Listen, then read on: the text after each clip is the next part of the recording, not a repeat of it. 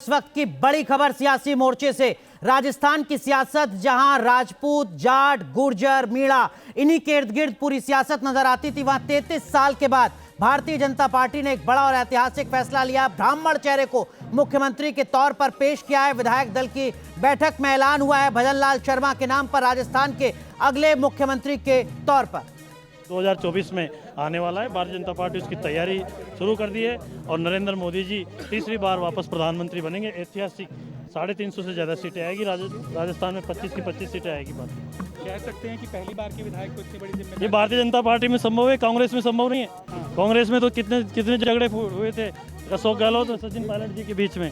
तो निश्चित रूप से भारतीय जनता पार्टी में कार्यकर्ताओं को सम्मान जो मिलता है, मेरे जैसा आदमी, अध्यापक का लड़का विधायक बन सकता है दूसरी बार, ये भारतीय जनता पार्टी में संभव है। मेरी दादी हॉस्पिटल में 4th क्लास थी, ये भारतीय जनता पार्टी में हो सकता है कि भजन लाल जी जैसा संगठन का एक छोटा सा कार्यकर्ता आज मुख्यमंत्री। यस, सब बढ़िया फैसले करें। भारतीय जनता पार्टी बिल्कुल जांच परख के फैसले करती है। आला कमान का और शीर्ष नेतृत्व का हाथ कि भारतीय जनता पार्टी ने ऐतिहासिक फैसला किया।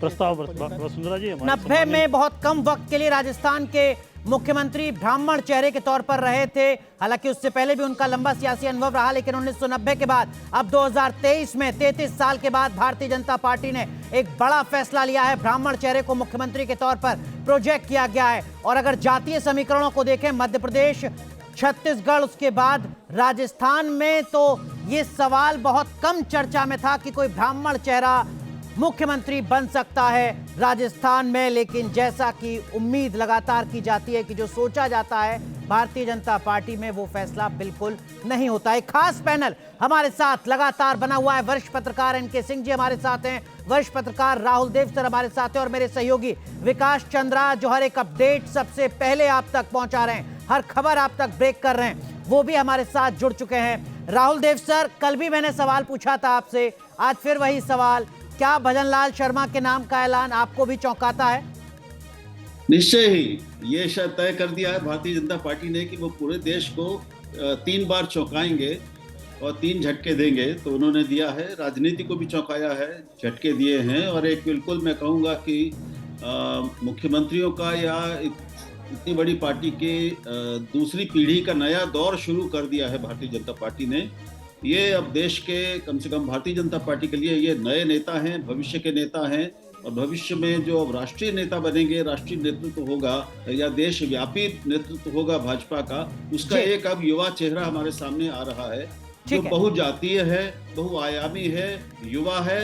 और एक बात और कहनी जरूरी है कि पढ़ा लिखा है पहले की पीढ़ियों से, ये कहीं ज्यादा सुशिक्षित, डॉक्टरेट दो इसमें मुख्यमंत्री, अब ये तो डॉक्टरेट ऐसे लग रहे हैं। तो ये भी एक अपने आप में बिल्कुल करने की बात। एनके सर, जो जातीय समीकरण है उसको भी साधा गया तीनों राज्यों में भारतीय जनता पार्टी की तरफ से। छत्तीसगढ़ में एक ट्राइबल को मुख्यमंत्री बनाया जाता है, मध्य प्रदेश में एक ओबीसी को मुख्यमंत्री बनाया जाता है, और राजस्थान में ब्राह्मण को मुख्यमंत्री बनाया जाता है। यानी जो जनरल कैटेगरी है, सामान्य कैटेगरी है, उसको यहाँ पर एक मैसेज देने की कोशिश की जा रही है। राजस्थान में सामान्य वर्ग की 141 सीटें हैं। उन 141 सीटों में 2023 में भारतीय जनता पार्टी को 81 सीटों पर जीत मिली है। कांग्रेस पार्टी से लगभग दुगनी, कांग्रेस को 48 सीटों पर जीत मिली थी। सामान्य वर्ग की 81 सीटों पर बीजेपी को जीत मिली थी। एनके सर, क्या उसी जीत का तोहफा यहां बीजेपी ने देने की कोशिश की सामान्य वर्ग को? नहीं, देखिए, जितने भी हम कॉमन सेंस से तर्कशास्त्र करते हैं, उस तर्क से परे मोदी जी का डिसीजन होता है। और शायद वो हम लोग को चौंकाता ही नहीं है, हम लोग को सर खुजलाने को मजबूर करता है कि भाई इस डिसीजन के पीछे रेशनल क्या था, इसमें बुद्धिमत्ता क्या थी, और हमें कई बार नहीं मिलती है। अब आप इसी को देखें, चीफ मिनिस्टर का जो नाम आया है, वो पहली बार विधायक बने हैं। जरा सोचिए आप, वो संगठन के व्यक्ति हैं, वो संघ के व्यक्ति हैं, और इस समय डिलीवरी की जरूरत है। आज आपको अगले 4 महीने इस राज्य में अच्छा डिलीवर करना है, लेकिन आप अचानक एक ब्राह्मण चेहरा, वो भी नया चेहरा जिसका गवर्नेंस में कोई अनुभव नहीं है, ऐसा चेहरा आप लाते हैं तो ये तर्क से परे है। लेकिन ये मोदी जी की पॉलिटिक्स है, मेरे ख्याल से इसको समझने के लिए हमें अपने को थोड़ा सा ऊपर ले जाना होगा और कार्य कारण संबंध बता के हम समझना चाहे तो नहीं समझ सकते कि जातीय समीकरण साधे गए हैं। लेकिन सर यही सवाल मैं विकास चंद्रा के पास लेकर जाता हूं, उनसे भी थोड़ा समझने की कोशिश करता हूं। विकास, उत्तर प्रदेश और उत्तराखंड में एक राजपूत चेहरा मुख्यमंत्री होता है, छत्तीसगढ़ में एक एसटी चेहरा मुख्यमंत्री होता है, मध्य प्रदेश में एक ओबीसी चेहरा मुख्यमंत्री होता है, राजस्थान में जो विकल्प थे उनमें सामान्य वर्ग का मुख्यमंत्री ही मुफीद बैठता था। क्या इस तर्क पर चर्चा की जा सकती है?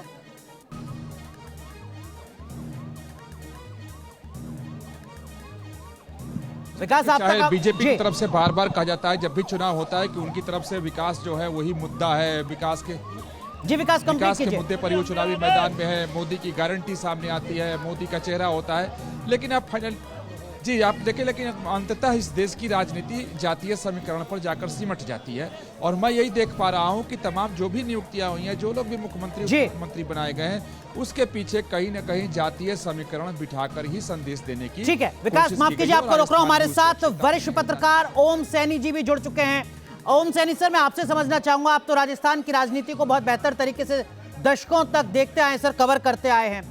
मुख्यमंत्री और उप मुख्यमंत्री, ये जो तीन बड़े चेहरे हैं, ये तीनों ही राजधानी जयपुर और उसके आसपास के क्षेत्र के क्या जो क्षेत्रीय संतुलन है उसको साधना जरूरी नहीं था? क्या इस पहलू पर विचार नहीं किया गया होगा कि आपके मुख्यमंत्री भी जयपुर से आते हैं, आपके उप मुख्यमंत्री भी जयपुर से आते हैं, और जो तीसरे आपके उप मुख्यमंत्री हैं उनका जो संसदीय क्षेत्र है वो भले ही अजमेर हो, लेकिन 100-125 किलोमीटर की दूरी है, जिला जयपुर ही है। सैनी सर, देखिए, कुल मिलाकर के लगता ये है कि लोगों की जैसी अपेक्षाएं थी उसके कुछ बिल्कुल विपरीत हुआ है। ये तो तय है कि पार्लियामेंट्री डेमोक्रेसी में निर्वाचित विधायक अपना नेता चुनते हैं, साथ साथ में फिर जो नेता है वो तय करता है कि कौन उनके सहयोगी होंगे, कैसे होंगे, ये बात की जाती है। लेकिन जब से मोदी जी का मॉडल बहुत अलग किस्म का है, उनका डेमोक्रेसी बहुत अलग किस्म से चलती है। उसमें ये तीन अनजान लोग जो राजस्थान के बारे में, क्योंकि राजस्थान का जाति समीकरण बड़ा अलग किस्म का है और बहुत दूर तक काम करता है, कहीं एक छोटी सी जगह में नहीं है। ये तीन लोगों को जो एक जगह ला के बिठाया है, ये किसी कम्युनिटी के साथ में इनका संबंध है वो भी उसको रिप्रेजेंट करते हुए नजर नहीं आते, क्योंकि जान माने नाम है बहुत सारे। लेकिन बहरहाल जो कुछ किया है और लोगों ने अगर स्वीकार किया है, जो 115 लोग वहाँ पर बैठे थे विधायक, उन्होंने स्वीकार किया है, तो हमें ऐतराज क्यों हो सकता है? और मैं समझता हूँ कि अब इन पे बड़ी भारी जिम्मेवारी है कि राजस्थान में जो कुछ बेहतर कर सकते हैं और जैसी सर मैं चुनौतियां भी आपसे समझूंगा। हमारे साथ कांग्रेस पार्टी से महिमा सिंह जुड़ चुके हैं, भारतीय जनता पार्टी के वरिष्ठ नेता प्रवक्ता शाजिया इल्मी हमारे साथ जुड़ चुके हैं।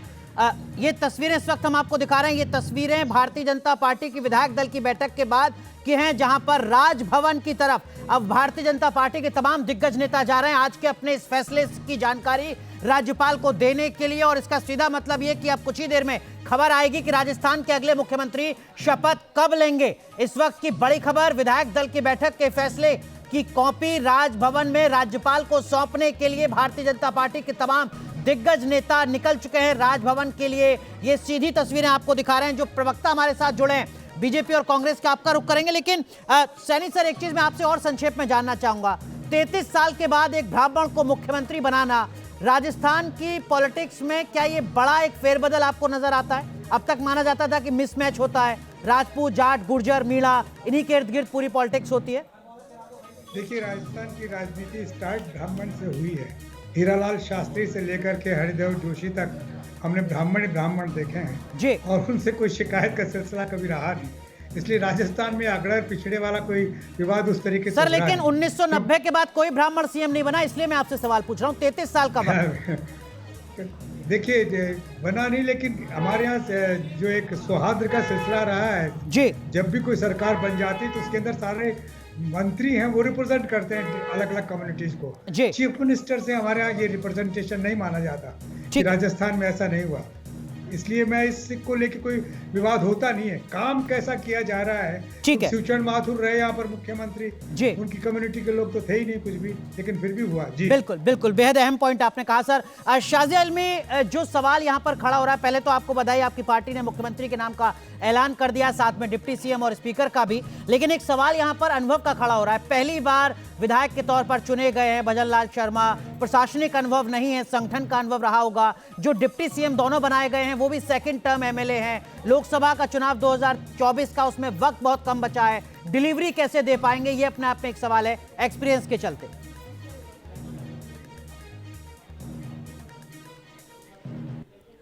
शाजिया, आप पहले भी देखेंगे कितनी बार आप देखिए, चाहे पुष्कर धामी जी को जब पहली बार आप देख रहे थे, जब फडणवीस जी को जब बनाया गया था महाराष्ट्र का सीएम, और खैर अनुभवी तो मनोहर खट्टर जी भी बहुत थे, लेकिन उनको पहली बार जब बनाया गया तो इसी तरह के सवाल लोगों ने किए, लेकिन आप देखिए उनका कद आज के तौर पर। शाजिया आप अपनी बात कंप्लीट कीजिएगा, मैं जरा बता दूं राजभवन की तस्वीरें। भजन लाल शर्मा यहां पर पहुंच चुके हैं, कलराज मिश्र राजस्थान के राज्यपाल उनको जानकारी देने के लिए, साथ में पर्यवेक्षक रक्षा मंत्री राजनाथ सिंह मौजूद हैं, प्रहलाद जोशी यहां पर आपको नजर आ रहे हैं, वसुंधरा राजे, दिया कुमारी, वो तमाम चेहरे जिनके नाम पर सहमति बनी है वो चेहरे भी यहां पर मौजूद हैं। और देखिए वसुंधरा राजे, दिया कुमारी साथ साथ यहां पर नजर आ रही हैं राजभवन में, सीधी तस्वीरें आप देख रहे हैं। शाजिया कंप्लीट कीजिए आप अपनी बात।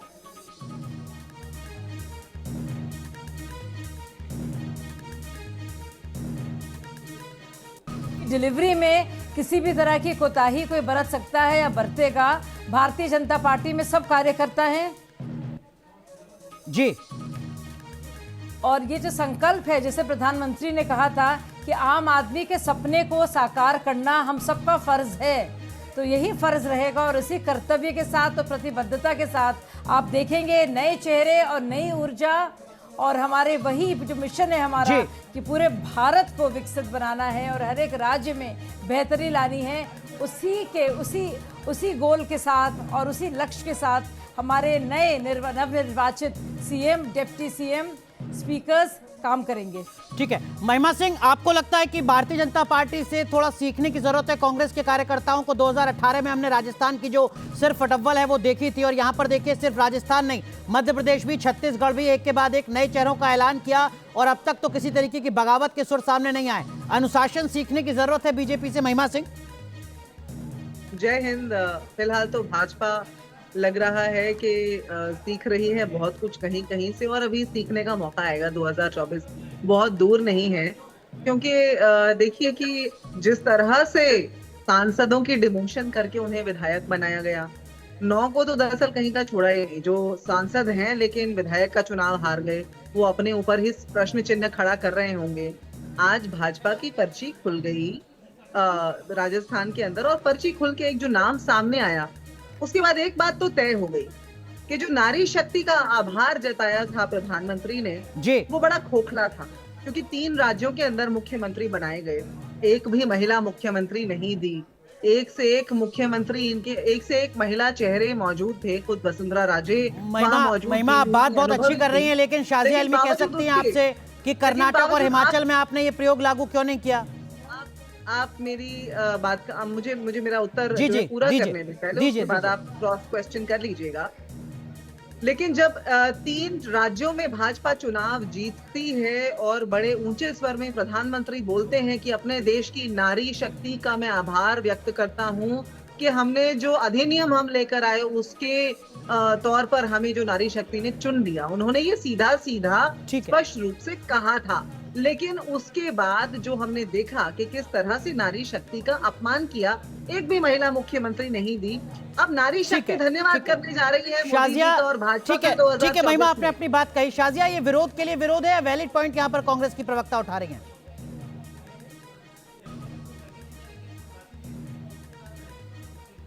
नहीं, मुझे लगता नहीं है, इस पर मुझे कुछ कमेंट करना चाहिए। वसुंधरा राजे जी ने ही इनके नाम का प्रस्ताव दिया है, हम देख रहे हैं वसुंधरा राजे जी वहाँ पे बैठी हैं, और मुझे लगता नहीं है कि इन सब बातों पर ज़्यादा ध्यान देना चाहिए। जाहिर है कुछ तो कहना होगा इनको।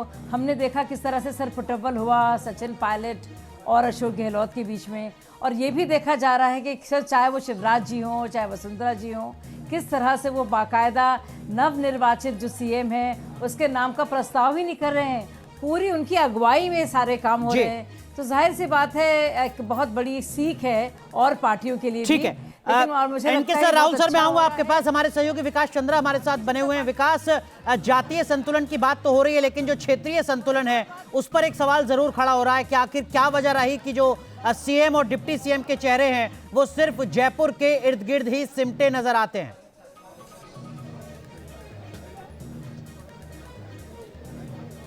ये देखिए वाकई थोड़ा सा आश्चर्य हो रहा है, क्योंकि बाकी जगहों पर आप अगर हम निगाह डालें तो क्षेत्रीय संतुलन को स्थापित करने की कोशिश की गई है, लेकिन अब बाकी देखें कि आप जो मुख्यमंत्री हैं या मुख्यमंत्री या फिर विधानसभा अध्यक्ष, इन सबों को देखें तो मोर और लेस कमो बेस राजस्थान के अलग अलग हिस्सों से लेने की कोशिश की गई है। लेकिन ये यहाँ पर चौंका रहा है, क्योंकि बार बार ये बात मैं भी बोल रहा था कि जो भी निर्णय हो रहे होंगे या होने वाले हैं उसमें क्षेत्रीय और जातीय समीकरण को साधने की कोशिश की जाएगी आगे की राजनीति के उल्लू को सीधा करने के लिए। हालांकि इससे कितना नफा और नुकसान होगा, क्या फायदा होगा, ये तो 2024 में मालूम पड़ जाएगा। लेकिन मुझे लगता है कि अब आगे जब ये मंत्रिमंडल का गठन होगा, क्योंकि मंत्रिमंडल के गठन में भी काफी माथापच्ची यहाँ पर होगी राजस्थान में, क्योंकि देखिए माफ कीजिए आपको रोक रहा हूँ, बालकनाथ कुछ कह रहे हैं। बाबा बालकनाथ, हम आया उसके बाद से थोड़ा सा कहीं ना लोगों को लगा बहुत सौभाग्यशाली है कि हमें इतना अवसर मिल रहा है इस जीवन में। लाखों करोड़ों लोग रोज पैदा होते हैं और हम उनमें से एक सौभाग्यशाली हैं कि जिनको पार्टी ने अवसर दिया है जीवन में सेवा करने का अवसर मिला। कांग्रेस सरकार में जिस तरह पेपर लीक हो रहे थे, लेकिन भाजपा के सरकार में 3 मुख्यमंत्री बने और कहीं भी थोड़ा सा भी 1% भी लीकेज नहीं है। विधायक बहुत यही तो हमारे पार्टी की खूबी है और यही हमारा अनुशासन है। और आने वाले समय पर देखेंगे कि बहुत बेहतर काम राजस्थान में होने वाला है। धन्यवाद। जिस तरीके से राजस्थान का सर्वांगीण विकास होगा, कानून व्यवस्था वापस बहाल होगी, पूरी उम्मीद है।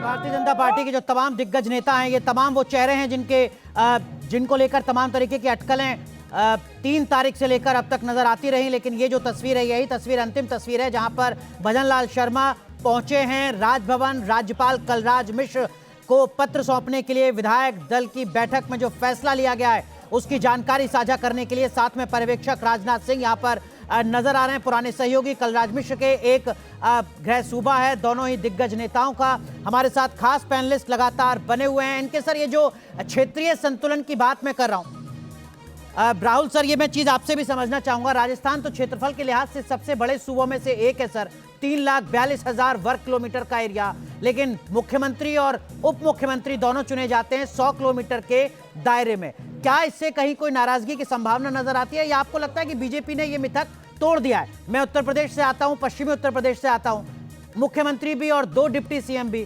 तीनों में से कोई भी पश्चिमी उत्तर प्रदेश का नहीं है, लेकिन उसके बाद भी बीजेपी की क्लीन स्वीप है। राहुल देव सर, देखिए आप अनुराग, आपकी बात में दम है, लेकिन अभी मैं ये कहना चाहता हूँ, आपकी बात का सवाल का उत्तर भी उसी में आ जाएगा कि अभी भारतीय जनता पार्टी जो एक नए नेतृत्व का, नई तरह की राजनीति की शुरुआत उसने की है, उसमें इन 3 विधानसभाओं में जो हुआ, जिस तरह से मुख्यमंत्री चुने गए, हमें एक बात समझ लेनी चाहिए कि ये राजनीतिक केंद्रीकरण की चरम सीमा है। अब राज्यों के विधायक दल का कोई मतलब नहीं रह गया है। उनकी इच्छा, विधायकों की इच्छा, विधायक किसको मुख्यमंत्री बनाना चाहते थे, नेता चुनना चाहते थे, इन बातों का कोई मतलब नहीं है। ठीक है, हम जानते हैं, ये बिल्कुल नए जो चेहरे हैं, ठीक है, समझ सकते हैं। राहुल सर माफ कीजिए, आपको रोक रहा हूं। शपथ ग्रहण की तारीख का ऐलान हो चुका है। 15 दिसंबर को राजस्थान में मुख्यमंत्री के तौर पर भजनलाल शर्मा शपथ लेंगे। तो इस तरीके के अनुमान है, इस तरीके के अटकलें हैं कि 15 दिसंबर को राजस्थान में भजनलाल शर्मा मुख्यमंत्री पद की शपथ ले सकते हैं। इस वक्त की बड़ी अपडेट आपको बता रहे हैं। शाजिया, जो बात राहुल देव सर ने यहां पर खड़ी की है उसका एक लाइन में सार ये कि भारतीय जनता पार्टी की जो सेंट्रल लीडरशिप है वो अपने रीजनल छत्रप को खत्म कर रही है।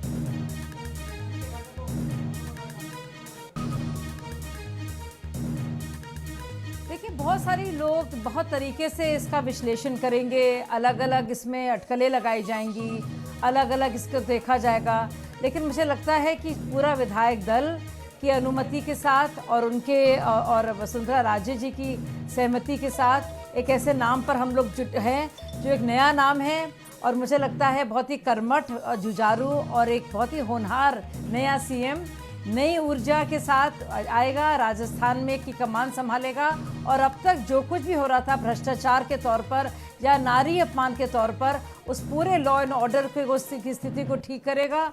और राजस्थान के लिए बहुत बड़ी खुशखबरी है पूरे देश के लिए कि एक नए चेहरे को मुख्यमंत्री बनने का मौका मिला है। महिमा सिंह, 2019 के लोकसभा चुनाव में भारतीय जनता पार्टी ने राजस्थान में 25 में से 24 सीटें जीती थी। बीजेपी की कोशिश रहेगी कि उसी तरीके का जो नतीजा है वो 2024 में भी दिखाई दे। आपको लगता है कि आपके पास भी वक्त बहुत कम बचा है एक मजबूत विपक्ष के तौर पर राजस्थान में साबित करने के लिए खुद को? देखिए, एक तो बात ये है कि कांग्रेस के 5 वर्ष के राज के अंदर, अभी थोड़ी देर पहले बात हो रही थी कि वहां सर फुटबल हो रहा था या ये जिस तरह की भी जो हल्की बातें भाजपा करने के लिए प्रचलित है वो हमने आपके चैनल पर भी अभी देखा, क्योंकि राजस्थान को चिरंजीवी जैसी योजना कांग्रेस सरकार ने दी, गिग वर्कर्स को सुरक्षा कांग्रेस सरकार ने दी और ऐसे न जाने कितने ही कानून हमारे दौर में लाए गए पिछले 5 वर्षों के अंदर। और अभी जब भाजपा की सरकार बनी भी नहीं है ठीक से, हम सुनने लग गए हैं कि वहां बिजली के दाम बढ़ाए जाने वाले हैं। हम तो निशुल्क बिजली देते रहे राजस्थान की जनता को पिछले 5 वर्ष बड़े सुचारू रूप से सरकार चलाते हुए। लेकिन अभी नहीं, मुझे मेरा उत्तर पूरा करने दीजिए, क्योंकि पिछली बार भी आपने टोक दिया था बीच में। एक तो आज ये समझने की आवश्यकता है, जैसा मुझसे पहले वरिष्ठ पत्रकार महोदय भी कह रहे थे, कि राजस्थान में या कहीं पर भी जो पर्यवेक्षक भेजे गए भाजपा के द्वारा, विधायकों का तो डिमोशन कर ही दिया गया है, उनके ऊपर उनको रबड़ स्टैंप बना ही दिया है भाजपा ने। पर्यवेक्षकों का भी कोई रोल समझ में नहीं आता। अभी भाजपा की प्रवक्ता कह रही थी कि वसुंधरा जी का बड़ी सहमति है इसमें। वो सहमति तो उनके चेहरे के भावों से साफ और स्पष्ट नजर आ रही है। वो सहमति कहीं ली गई हो, कोई रायशुमारी की गई हो, ऐसा दिखाई नहीं देता। पैराशूट से नाम को भेज दिया गया है। महिमा, आप अनुभवी प्रवक्ता हैं, आप जानती हैं कि ये सवाल तो कांग्रेस पार्टी पर भी खड़ा होता रहा। इंदिरा गांधी के ऊपर तो लगातार ये आरोप लगता रहा कि उन्होंने जो तमाम कांग्रेस के दिग्गज छत्रप थे क्षेत्रीय, उनको खत्म कर दिया अपनी केंद्रीय राजनीति के चलते। राहुल सर और एनके सर हैं, मुझे करेक्ट करेंगे अगर मैं गलत बोल रहा हूं, लेकिन एनके सर, आपको लगता है कि... महिमा, मैं आऊंगा आपके पास, आप जवाब दीजिएगा मुझे जरूर। एनके सर, भजनलाल शर्मा के पास वक्त बहुत कम है 2024 की लड़ाई की जो पिच है उसको तैयार करने के लिए? बहुत कम है। बिल्कुल सही आपका सवाल है कि अगर देखें तो सिर्फ एक ही चीज है, बेतहाशा आप डिलीवरी कीजिए, ताकि जैसे कि अभी कह रही थी, अगर वाकई कोई इलेक्ट्रिसिटी के चार्जेस बढ़ा देते हैं आप, तो ये नेगेटिव चीजें हैं। मेरे ख्याल से वो नहीं करेंगे, क्योंकि 4 महीना रह गया है और कहीं नहीं लगता है। हाँ, हम लोग को जब एनालाइज करना चाहिए बीजेपी को, मान लीजिए कि आज एक बैकवर्ड चीफ मिनिस्टर देते, तो हम लोग कहते हैं कि यह इंडिया के नए नारे से डर के भी मोदी ने किया है, लेकिन ऐसा कुछ भी नहीं किया मोदी जी ने। तो मुझे लगता है कि हम लोग को अपना चश्मा बदलना पड़ेगा। जो नॉन पॉलिटिकल वो है लॉजिक है, उससे अलग हटके मोदी जी के स्टेप्स को देखना पड़ेगा। वरना कोई कारण नहीं है कि एक ब्राह्मण चेहरा लाएं आप, एक नया चेहरा लाए जिसका गवर्नेंस में अनुभव न हो। लेकिन गवर्नेंस में अनुभव की जरूरत क्या है? बिल्कुल सही है कि तमाम चीफ मिनिस्टर्स नए रहे, खट्टर से लेके तमाम रहे, और उन्होंने डिलीवर किया। और डिलीवर नहीं भी किया तो जब तक ये वोट मिल रहे हैं तब सब कुछ जस्टिफाई है। बिल्कुल बिल्कुल। विकास, जब आपने चुनाव मोदी की गारंटी पर लड़ा हो तो मुख्यमंत्री कौन होगा, उसके पास कितना अनुभव होगा, ये सवाल बेमानी हो जाता है?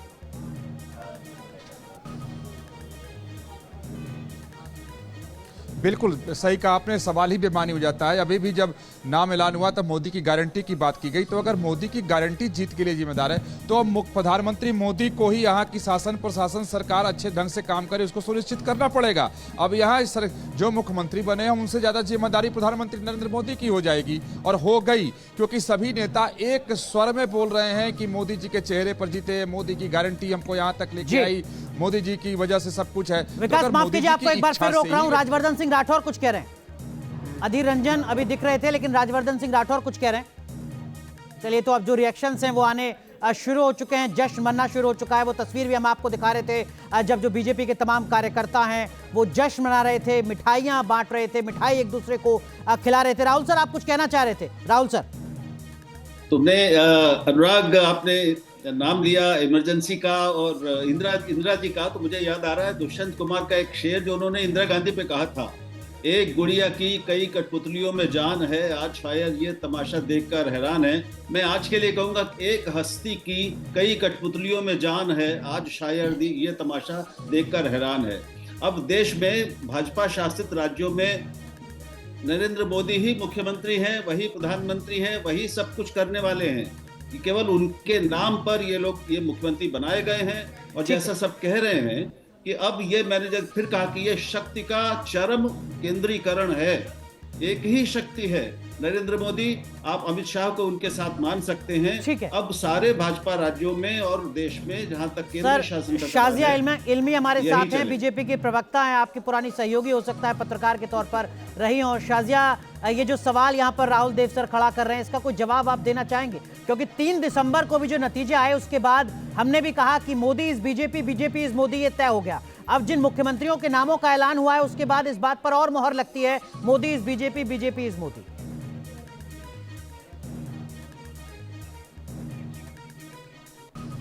राहुल देव जी हमारे बहुत सीनियर हैं और बहुत ही शानदार पत्रकार रहे हैं, हमारे उस्ताद की तरह से हैं।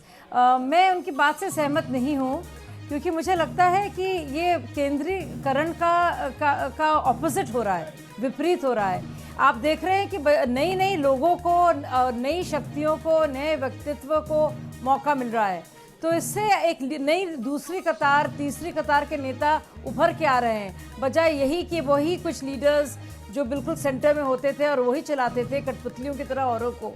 तो मुझे लग रहा है कि इससे एक ज़बरदस्त लीडरशिप तैयार हो रही है जी, नई कतार की। और मुझे ये भी लग रहा है इसमें कि जो बैरवा जी का वो था, India is Indira, Indira is India, इसमें आप कह सकते हैं क्योंकि मोदी जी के नाम पर विश्वसनीयता है, लेकिन Modi is BJP, BJP is Modi कोई कह नहीं रहा है। पर जो मोदी जी की सोच है, जो मोदीवाद है, ठीक है, मोदीवाद जो है वो पूरी तरह से भाजपा पर पूरी तरह से प्रिवेल कर रहा है। महिमा सिंह, है विश्वसनीयता लोगों की, ठीक है। और इसी शाजिया, राहुल देव सर मुस्कुरा रहे हैं, मुझे लगता है कि आपकी बात उन तक पहुंच रही है। महिमा सिंह, एक सवाल मैं आपसे पूछना चाहूंगा। इन 3 राज्यों के विधानसभा चुनाव से पहले जातिगत जनगणना विपक्ष का, खासकर कांग्रेस पार्टी का बड़ा मुद्दा था। भारतीय जनता पार्टी ने जिस तरीके से एक के बाद एक मुख्यमंत्री और डिप्टी सीएम या विधानसभा स्पीकर के नाम का ऐलान किया है और उसमें जो जातीय इक्वेशन है उसको काफी ज्यादा कंसीडर किया है, आपको लगता है कांग्रेस पार्टी के हाथ से एक मुद्दा कम से कम इन 3 राज्यों में तो जा रहा है? आपके सवाल का जवाब दूं उससे पहले ये कह दूं कि if Modi is BJP and BJP is Modi, then it is time for them to worry and worry big time. Because ये अभी भाजपा की प्रवक्ता बोल रही थी कि हम सेकेंड लाइन लीडरशिप तैयार कर रहे हैं, लेकिन जिस ब्रांड पे आप चुनाव लड़ रहे हैं उसकी कोई सेकेंड लीडरशिप आपके पास नहीं है, सेकेंड ऑप्शन आपके पास नहीं है। और उसके अलावा इन दोनों राज्यों में हमने देखा, जहां रमन सिंह और शिवराज सिंह चौहान के ऊपर जब बात आई तो कहा कि अब उनकी जो है पारी बदल गई है या जो है जनरेशन बदल गई है। 64 साल में शिवराज सिंह चौहान की जनरेशन बदलती है, लाल कृष्ण आडवाणी की तो बहुत पहले महिमा सिंह, माफी के साथ हम थोड़ा विषयांतर हो रहे हैं, जो सवाल मैं आपसे पूछ रहा था कि जातिगत जनगणना का कांग्रेस का मुद्दा क्या इन नामों के ऐलान से छिन गया है कांग्रेस से इन 3 राज्यों में? मैं अपने विवेक अनुसार उत्तर दूंगी अनुराग जी, और मैं चर्चा का हिस्सा हूँ, सिर्फ आपके सवालों तक सीमित नहीं। मैं तो लोकतांत्रिक व्यवस्था में आपके विवेक पर कोई सवाल नहीं खड़ा कर रहा हूँ, मुझे पूरा भरोसा है आपके विवेक पर। उत्तर पर आ रही हूँ, पर सवाल का ही जवाब दीजिए। ऐसा एक्सपेक्टेशन मत रखिए कि मैं आइसोलेशन में उत्तर दूंगी, मैं होलसम उत्तर दूंगी जो सारी बात हो रही है उसके परिप्रेक्ष्य में। अभी जब बात हो रही थी नए नए चेहरे, ये नए नए चेहरों का एक ही क्राइटेरिया है कि इन्हें रिमोट कंट्रोल से दिल्ली से कंट्रोल किया जाए, वो ये लोग करेंगे। अब आपने जो सवाल पूछा जातिगत जनगणना का, जातिगत जनगणना का सवाल भाजपा के मुख्यमंत्री के चयन पर यदि सीमित होता या उससे सुलझ जाता तो फिर तो क्या ही बात थी अनुराग जी। मुझे लगता है इस देश के अंदर जातिगत जनगणना की जो आज मांग है, जो कोने कोने से घर घर से उठ रही है, वो बहुत ही ध्यान देने योग्य है। खास तौर से तब जब आज हम ये देख रहे हैं कि एक भी दलित चेहरा भाजपा ने नहीं दिया। हमारे 4 मुख्यमंत्री थे, हमने आप देखिए कितने ओबीसी मुख्यमंत्री कांग्रेस ने इस देश को दिए, लेकिन आज जब बात आई भाजपा ने एक महिला दी, ना एक दलित दिया। ठीक है, आपने रिमोट का जिक्र किया। प्रणब मुखर्जी की बिटिया की किताब इन दिनों चर्चा में है, जिसमें सवाल यही उठ रहा है कि क्या वाकई रिमोट का इस्तेमाल 2004 में किया गया या नहीं किया गया। ठीक है विकास चंद्रा, वही सवाल जो कल शिवराज सिंह चौहान के संदर्भ में मैंने आपसे पूछा था, वही सवाल अब वसुंधरा राजे के लिए। वसुंधरा राजे का राजनीतिक भविष्य आगे क्या, राष्ट्रीय महासचिव केंद्रीय संगठन में या किसी राज्य की राज्यपाल?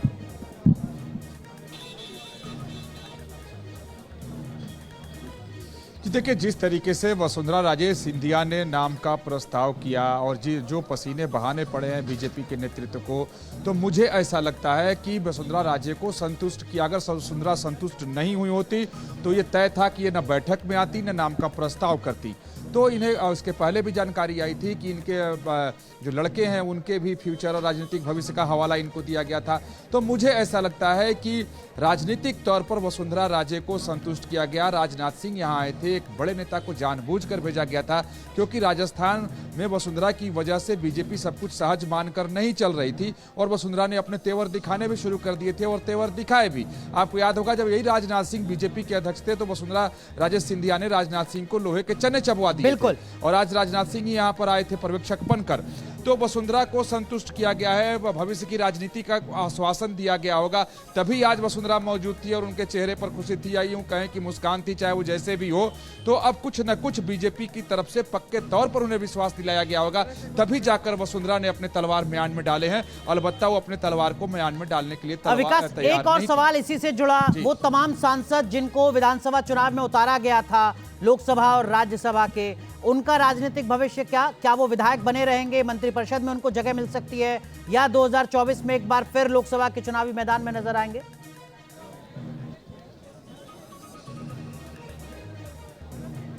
देखिए संभावना तो किसी भी बात की है कि अगर उनको इसमें जगह नहीं मिली तो हो सकता है जो मंत्रिमंडल का गठन हो उसमें दिया जाए। और इस मसले पर प्रहलाद पटेल जो मध्य प्रदेश के नेता हैं, विधायक वहां हो गए, उन्होंने बड़ी अच्छी बात कही थी कि ये कम है क्या कि पार्टी टिकट काटने के बजाय लोकसभा में अगर विधायक बना करके उन्हें विधानसभा ये फायदे का सौदा है, तो यह एक सम्मानित मामला है। ठीक है। तो हो सकता है कि लेकिन वो 3 सांसद तो राजस्थान में चुनाव हार गए विधानसभा का, उनका भविष्य क्या होगा ये भी मैं आपसे समझूंगा। लेकिन एनके सर, जो नए मुख्यमंत्री अब बने राजस्थान के भजनलाल शर्मा, उनकी सबसे बड़ी चुनौती आपको इस वक्त क्या नजर आती है? आप आंकड़ों को हमें सिखाते आए हैं सर, राजस्थान पर तकरीबन 5.5 लाख करोड़ रुपए का कर्जा है जब अशोक गहलोत अपनी सरकार को छोड़कर जा रहे हैं। आरबीआई की रिपोर्ट बता रही है कि अगले 2.5 साल लगेंगे इस सरकार को उस कर्जे पर काबू पाने में। नहीं देखिए अनुराग, अगर गौर से देखिएगा तो कर्ज इतना इंपॉर्टेंट नहीं है, जीडीपी से उसका रेशियो देखा जाता है और राजस्थान का जीडीपी 15 लाख करोड़ का है और ह्यूमन डेवलपमेंट इंडेक्स पे राजस्थान ठीक ठाक कर रहा है। हर राज्य में बीजेपी का शासन हो, कांग्रेस का शासन हो, राजस्थान मध्य प्रदेश से पैरामीटर्स पे बेटर है, लिहाजा वो समस्या नहीं है। डिलीवरी जरूर करनी है और आप जानते हैं कि राजस्थान में डिस्टेंसेस बहुत ज्यादा है, ऐसे में जो डिलीवरी प्रोडक्ट की करनी होगी वो थोड़ा मुश्किल पड़ेगा। जैसे 5 किलो अनाज देना है, इसकी डिलीवरी समुचित बनी रहे और डिप्राइव ना लोग हों, क्योंकि राजस्थान पर कैपिटा अगर आप पॉपुलेशन रेशियो देखेंगे तो राजस्थान का काफी कम है। तो ऐसे में जरूरत यह है कि मुख्यमंत्री पहला शपथ लेने के साथ डिलीवरी मजबूत करे। और जहां तक मोदी पॉलिटिक्स का सवाल है, यह तर्क से परे है और आप जानते हैं कि तर्क से परे जब ज्ञान हो जाता है तो उसे ईश्वर का मानते हैं। तो मोदी की पॉलिटिक्स इस समय ऐसी है जिसमें ईश्वरत्व आपको दिखाई दे सकता है, लेकिन हकीकत यह है कि जब तक ये वोट मिल रहे हैं तब तक की पॉलिटिक्स है। जिस दिन वोट कम होने मैं आऊंगा आपके पास, महिमा पॉलिटिकल रिएक्शन सब सामने आने शुरू हो चुके हैं, जरा एक बार रिएक्शन दिखा दे। मैं आऊंगा महिमा सिंह आपके पास। देश अध्यक्ष जी, सबसे पहले तो मैं हमारे देश के यशस्वी प्रधानमंत्री सम्मानीय नरेंद्र मोदी जी को धन्यवाद देना चाहता हूं। मैं हमारी पार्टी के राष्ट्रीय अध्यक्ष सम्मानीय जेपी नड्डा जी को धन्यवाद देना चाहता हूं। सम्मानीय हमारे गृह मंत्री अमित शाह जी को धन्यवाद देना चाहता हूं। हमारे रक्षा मंत्री सम्मानीय राजनाथ सिंह जी को धन्यवाद देना चाहता हूं और हमारे पर्यवेक्षक महामंत्री हमारे सम्मानीय विनोद तावड़े जी, उपाध्यक्ष हमारी बहन सरोज जी, उनको भी धन्यवाद देना चाहता हूं। और जिन्होंने नाम का प्रस्ताव किया, हमारी पार्टी की राष्ट्रीय उपाध्यक्ष और पूर्व मुख्यमंत्री माननीय राजे जी का भी धन्यवाद देता हूं और माननीय प्रदेश अध्यक्ष जी का भी मैं तहे दिल से बहुत बहुत धन्यवाद देना चाहता हूं। हमारे प्रभारी माननीय अरुण सिंह जी का मैं बहुत बहुत धन्यवाद देना चाहता हूं। हमारे चुनाव के प्रभारी माननीय प्रहलाद जोशी जी, बहन विजय राठकर जी, हमारे संगठन के महामंत्री माननीय चंद्रशेखर जी और मैं मेरे साथ उप मुख्यमंत्री बहन दिया जी और प्रेमचंद जी वैरवा जी को भी धन्यवाद देना चाहता हूं। और स्पीकर के रूप में जिनका लंबा अनुभव है ऐसे वासुदेव जी देवनानी जी का भी मैं बहुत बहुत धन्यवाद देना चाहता हूं। और मैं इतना विश्वास दिलाना चाहता हूं कि राजस्थान की ये जो टीम है, राजस्थान के जो सभी हमारे विधायक हैं, निश्चित रूप से जो राजस्थान की अपेक्षा है हमसे, भारतीय जनता पार्टी से, हम माननीय हमारे यशस्वी प्रधानमंत्री नरेंद्र मोदी जी के नेतृत्व में हम राजस्थान का पूरी तरह से सर्वांगीण विकास किसी भी क्षेत्र में हो निश्चित रूप से हम पूरा करेंगे। ये मैं आप सभी को विश्वास दिलाता हूं। आप सभी को बहुत बहुत धन्यवाद। तो भरोसा दे रहे हैं राजस्थान के अगले मुख्यमंत्री सीपी जोशी। क्या कुछ कह रहे हैं बीजेपी के प्रदेश अध्यक्ष, सुनिए जरा। प्रदेश महामंत्री के रूप में पूरे प्रदेश में संगठन के व्याप को बढ़ाने के लिए इन्होंने काम किया है और आज मुख्यमंत्री के और विधायक दल के नेता के रूप में श्री भजन लाल जी शर्मा का नाम नामित हुआ है। उप मुख्यमंत्री के रूप में आदरणीय दिया जी जो प्रदेश की महामंत्री के रूप में लगातार संगठन के व्याप को बढ़ाने के लिए और सांसद के रूप में बहुत सक्रियता से काम कर रही हैं। प्रेमचंद बेरवा जी जो लगातार दलित हितों की रक्षा के लिए और उस क्षेत्र के विकास के लिए हमेशा से काम कर रहे हैं। आदरणीय वासुदेव देवना जी जो बहुत ही वरिष्ठ नेता हैं हमारे और लगातार उस क्षेत्र से विजयश्री प्राप्त करते हैं।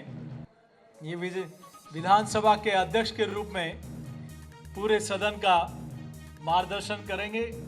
मैं पुनः श्री भजनलाल शर्मा जी को, वासुदेव देवनानी जी को, आदरणीय दिया जी को, प्रेमचंद बेरवा जी को पूरे राजस्थान की इकाई की ओर से बहुत बहुत बधाई और शुभकामना देता हूं।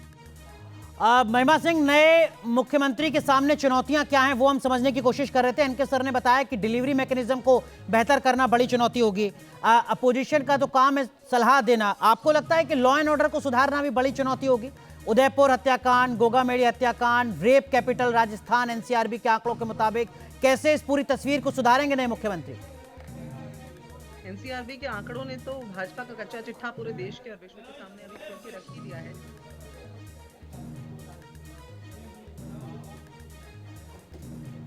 तो ये तस्वीरें आपको एक बार फिर हम दिखा रहे हैं राजभवन की, जहां पहुंचे हैं कलराज मिश्र से मुलाकात करने पर्यवेक्षक और केंद्रीय मंत्री राजनाथ सिंह, साथ में भारतीय जनता पार्टी के प्रदेश अध्यक्ष सीपी जोशी, राजस्थान के नए मुख्यमंत्री भजनलाल शर्मा। जी महिमा, कंप्लीट कीजिए अपनी बात।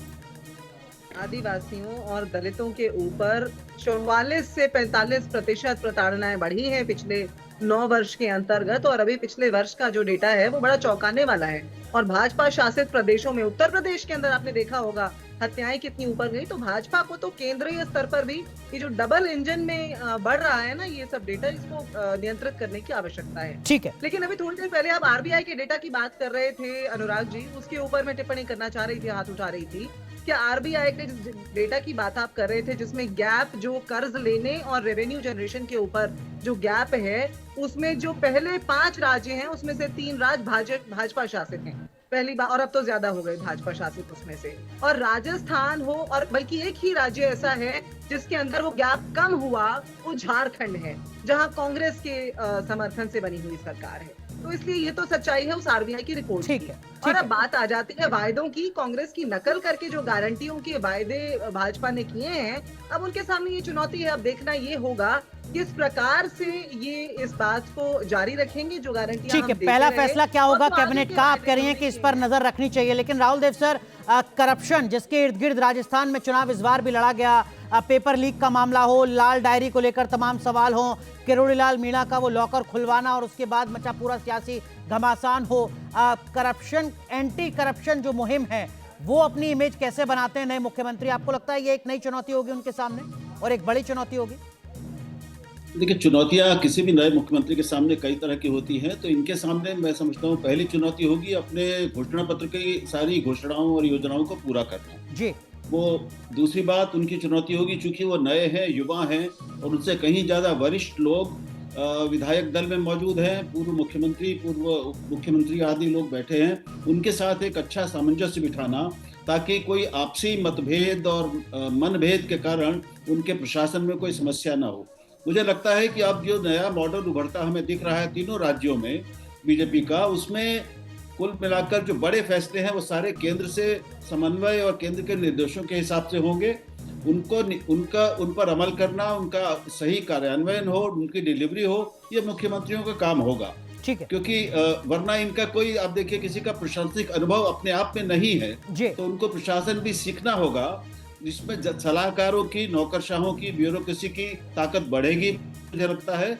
और अंततः जो बड़े फैसले होंगे, नीतियां बनेंगी और कार्यक्रम आएंगे, वो केंद्र से आएंगे, केंद्रीय नेतृत्व से आएंगे और एक नया मॉडल हम देखेंगे। विकास चंद्रा, क्या ये मैसेज दिया जा चुका है कि जो सांसद चुनाव जीत चुके हैं विधानसभा का, राजवर्धन सिंह राठौर, बाबा बालकनाथ, किरोड़ीलाल मीणा, इनको मंत्रिमंडल में जगह दी जाएगी, सम्मानजनक जगह दी जाएगी?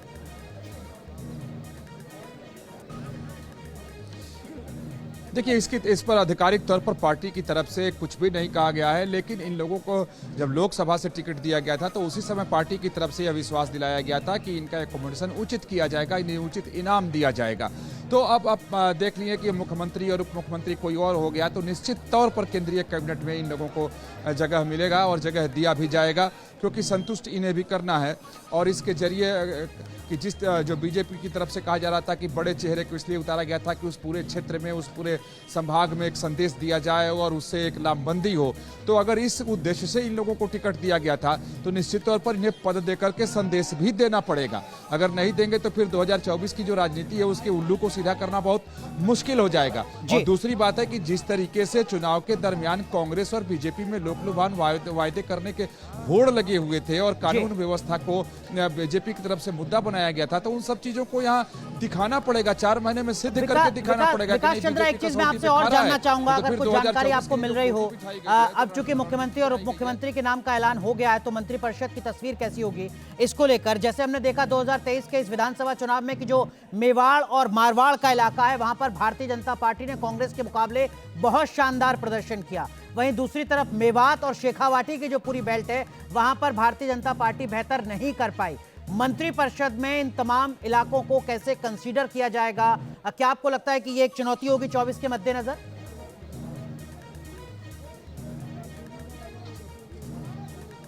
जी, निश्चित तौर पर चुनौती है और उस चुनौती पर बीजेपी विचार भी पहले से ही करने लगी है। जब परिणाम सामने आ गए थे, बीजेपी के एक बहुत ही वरिष्ठ संगठन के व्यक्ति से हमारी बात हुई तो उन्होंने कहा कि इसका एक ही उपाय है राजनीतिक तौर पर कि जो भी संभाग राजस्थान के हैं, जो भी इलाके हैं, जहां से जो विधायक जीत करके आए हैं, उसी रेशियो में, उसी प्रतिशत में मंत्री बनाए जाएंगे ताकि कहीं भी असंतोष न हो।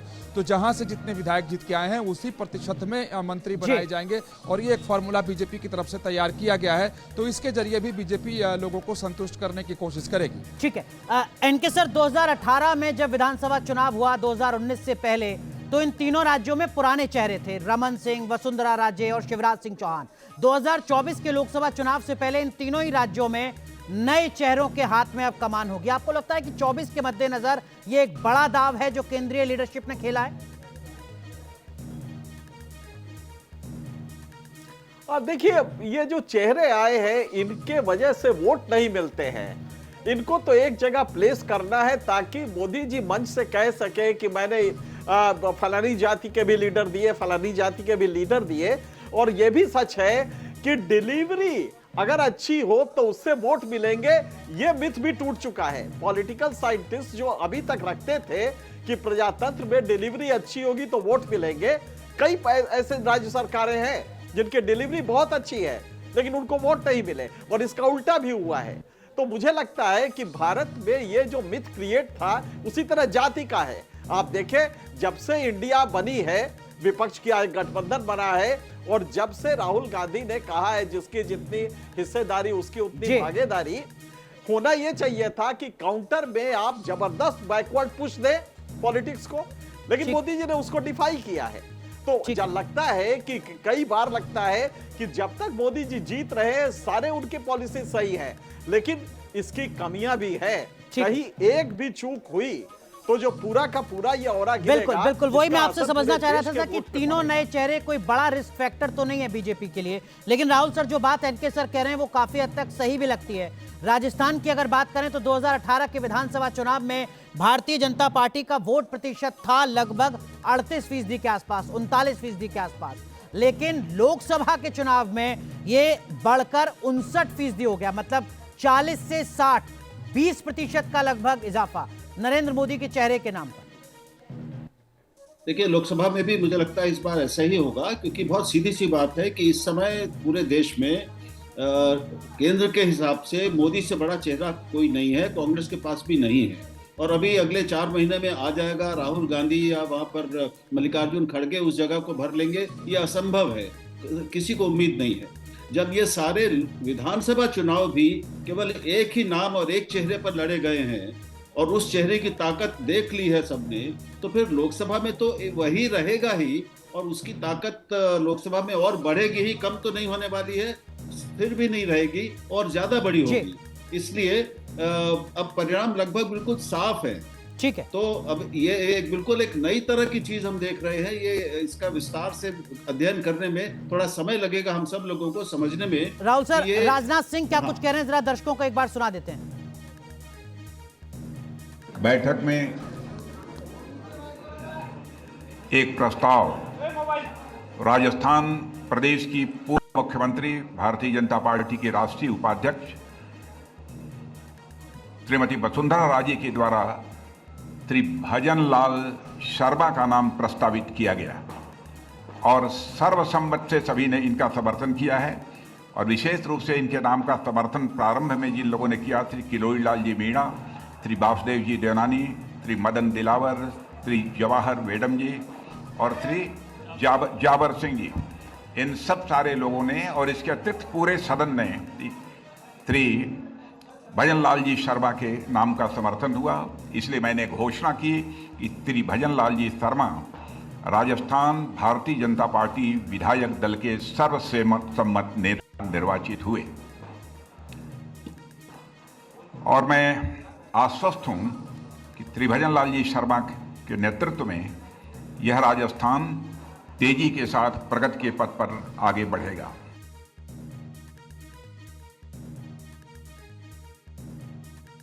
दो उप मुख्यमंत्री होंगे, श्रीमती दिया सिंह और दूसरे श्री प्रेमचंद बैरवा।